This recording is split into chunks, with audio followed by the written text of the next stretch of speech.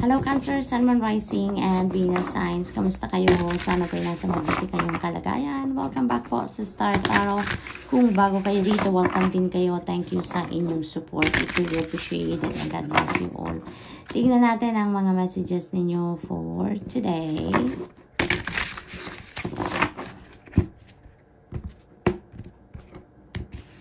Cancer, pauna mensahe ninyo ay Ace of Wands. Napakagandang energy because Ace is number 1 and that is a new beginning energy, no? Fresh start, new beginnings, yun ang parating sa inyo sa ngayon. It could be in any area of life. Maaring sa karera yan, sa trabaho, no? Negosyo, that could be travel as well, no? Maaring yun ang mga bagay ngayon na gagawin ninyo or pagtutuunan ninyo ng pansin or yung mga opportunities na parating sa inyo may be linked to those areas, no? Cancer, kaya this is exciting for you, no? This is exciting for you dahil maaring meron kayong bagong trabahong papasukin, maaring meron kayong additional na trabahong papasukin, no? That could be a part-time or a full-time, maaring ganon, side hustle, maaring ganon. It could also be a new role sa trabaho ninyo, no? New career, maaring iba ngayon ang tatahakin ninyong daan in terms of those areas. Kaya napakaganda nito dahil maaring ito yung gusto ninyong gawin. Maybe this is really what your passion is, no? Kung ano man ang gagawin ninyo sa ngayon, kung ano man ang sisimulan ninyo, this could be your dream job, this could be your dream career, yung mga ganun, ano? Maaring talagang pangarap ninyo ang mga bagong trabaho or karera na sisimulan ninyo sa ngayon. So, yun ang napipick up ko dyan. We have 9 of Pentacles. Napakaganda. This is also financial comfort, no? This is the period wherein may experience na ninyo, Cancer, ang financial comfort, financial security and stability. Maaring magsisimula na kayong mag-build ng ganon ngayon, ano? Dahil nga may parating na kayong kaperahan, no? Prosperity and abundance siguro ang talaga namang babalot dito sa buhay ninyo. Kaya makakaluwag-luwag na kayo ng pakiramdam, no? And this is huge accomplishment ninyo. Kasi maaring matagal na talaga ninyo itong pinagtrabahuan, matagal na talaga kayong nag-extra effort sa sitwasyon na to, sa trabaho ninyo, career, gano'n, negosyo, no? And finally, no, ngayon, makukuha nyo na kumbaga ang bunga ng inyong paghihirap, no? Ang inyong pinagsikapan. Makikita nyo nang namumunga na, nag-grow, nagtatribe. At ngayon nga, no? This is the point wherein you're going to reap the rewards of your labor, of your hard work, no? So, good luck to that, Cancer. At napaka-laking victory ito para sa inyo, diba? So, what else? We have 2 of Cups. Beautiful. Beautiful energy. This is about partnership, no? At kung ano man ang partnership na to, maganda ito dahil in sync kayo. Kung sino man ang taong makakapartner ninyo dito sa kahit anumang sitwasyon, maaring new love and romantic relationship ito, no? Maaari din na bagong friend ang dadating sa buhay ninyo. This is new friendship, new business partnership. Maaring ganon ang ganap dito for you, Cancer. And whatever the case may be, napakaganda na magiging ninyo, relationship ninyo with this person, no? Kasi in sync kayo lagi. Parang you're going to be supporting each other all the time. Parang kayo parang soulmates na kayo, no? Kasi mararamdaman ninyo dito sa unang pagkikita pa lang, parang click na click agad kayo. Yung ganun ba? Yung parang nagkakaintindihan agad kayo, yung ganun. At magiging malalim ang inyong relasyon, no? Magiging malalim ang inyong relationship dito, no? So, good luck to that. At, maaari din na talaga to, collaboration, no? Collaboration with other people, collaboration din sa isang proyekto, ganon, trabaho, no?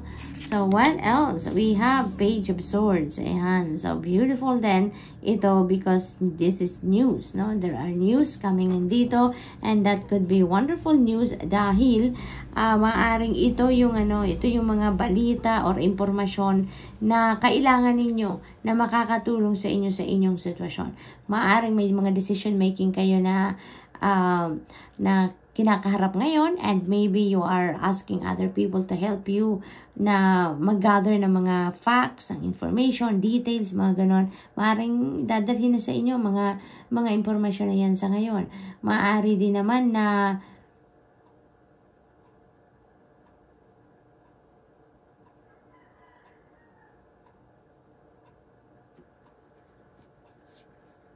you are talaga curious about something dito. Maaaring nagre-research kayo, gumagawa kayo siguro ng study, no? Yung mga ganon about something because you want to learn something new, you want to expand your knowledge, you want to expand your studies, depende sa inyong sitwasyon, but definitely there are a lot of information na maaaring dumating sa inyo dito, no?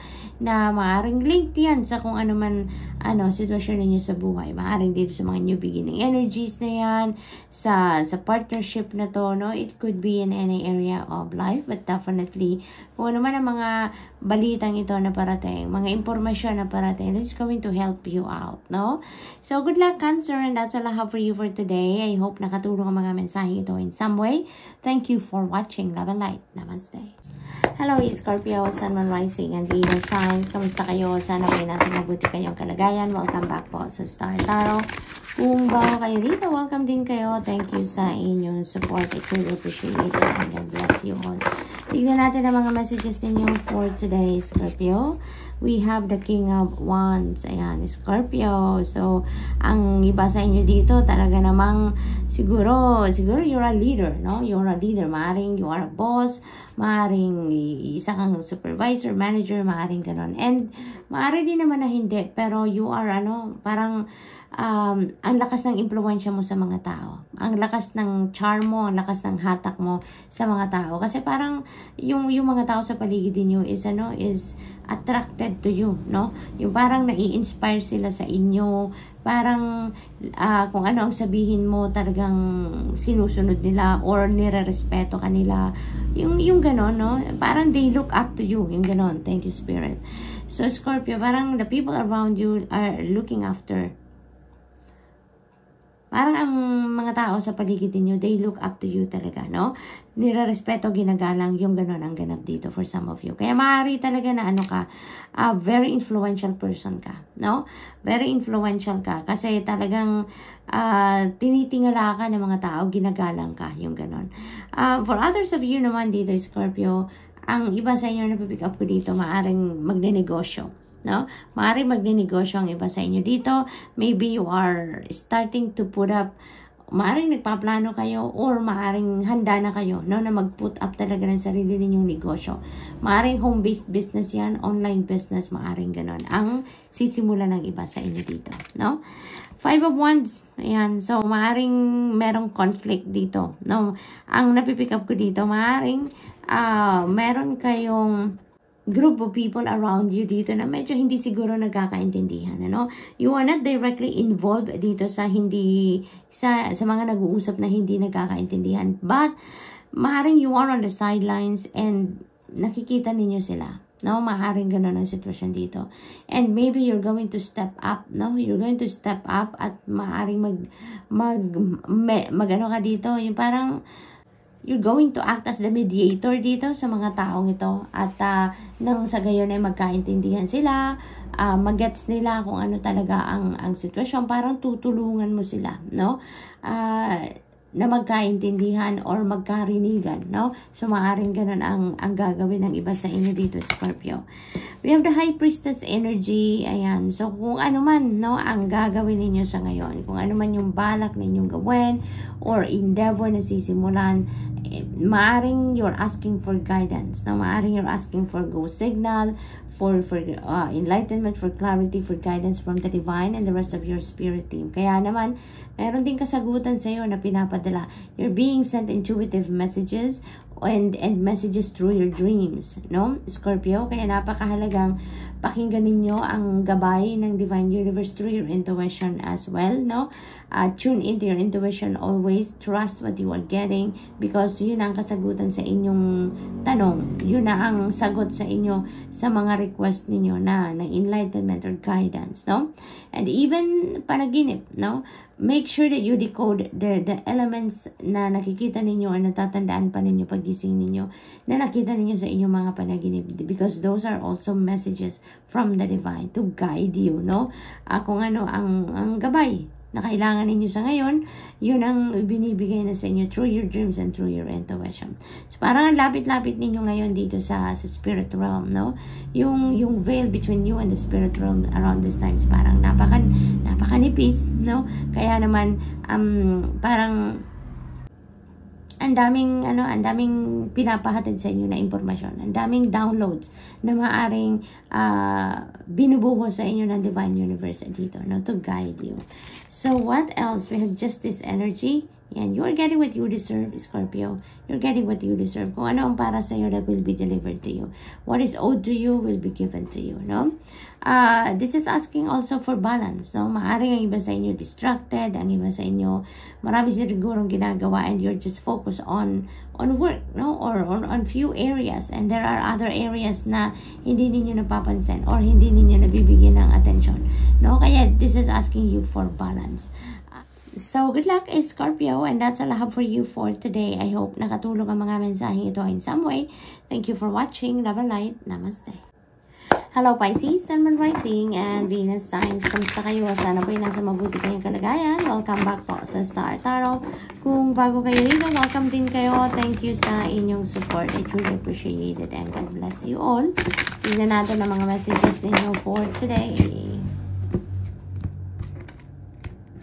For Pisces, pauna mensahe ninyo ay Page of Cups. Ayan, so there is kilig, there is fun dito sa sitwasyon na ito. No, Pisces, maaring meron mga wonderful news coming in dito that is related siguro sa love and romantic relationship, na maaring related yan sa trabaho, job offer, maaring ganon, business opportunity or career opportunity, or relationship, no? Opportunity to meet new people. Maaaring may mga ganon, may mga imbitasyon sa inyo dito also for an occasion, no? A party, maaaring ganon ang mga ganap dito for some of you. And dito, merong kilig factor dito, merong excitement, merong talagang parang I can't wait, no? Parang ganon ang ganap, ang masasabi ng iba sa inyo dito dahil sa excitement na mararamdaman ninyo, no? Maari din naman dito na merong opportunity dito para magkapera kayo. Kaya maari din na may mga job offer, maari din naman na may business opportunity dito, or maaring may racket. Yun ang nararamdaman ko dito for some of you. So, what else? We have the Hermit energy. Ayan. So, this is about healing, Pisces, no? Maybe ang iba sa inyo is receiving that healing powers ng divine universe. Maring hindi lang ito physical ailment, no, na healing. It could also be emotional and it could also be financial, no? So, kung ano man ang mga sitwasyon ninyo dyan na hindi masyadong maganda ang ganap, no, maaaring maging maayos na ang lahat, no? There is a chance dito na maging maayos ang lahat because of that healing energy na parating sa inyo, Pisces. May mga bagay din kayo dito na kailangan pag-isipan, no? May mga kailangan pagmuni-munihan ninyo dito, kaya iniimbitahan kayo dito to put yourself in solitude. Mag-me time kayo, mag-step back muna kayo ng kahit saglit lang doon sa mga ginagawa ninyo, trabaho, kung anong pinagkakaabalahan ninyo, nang sa gayon, alam mo yun, you can access your intuition. For others of you, maybe, naghihingi siguro kayo ng gabay, naghihingi kayo ng guidance, naghihingi kayo ng enlightenment from the divine siguro. Kaya, sa sobrang kabisihan din ninyo, maaaring hindi ninyo yan naririnig, hindi ninyo na napipick up, no? Kung ano ang mga kasagutan din para sa inyo, sa gabay na hinihingi ninyo. Kaya, this is asking you to rest, no? This is asking you to step back from your hustle and bustle. Nang sa gayon, mapakinggan ninyo ang inyong sarili, mapakinggan ninyo ang bulong ng inyong puso, ng iyong intuition dito, no? Nang sa gayon, makuha ninyo kung anong nararapat ninyong marinig, no? Para magabayan kayo sa kung ano man ang kailangan ninyo ng gabay na mga gagawin or desisyon, no? Maaaring ganun ang sitwasyon dyan. So, we also have Four of Swords. Ayan. So, maybe talaga din, Pisces, no? Kaya kayo pinagsusolitude, kaya kayo pinagpapahinga dahil maybe exhausted talaga kayo.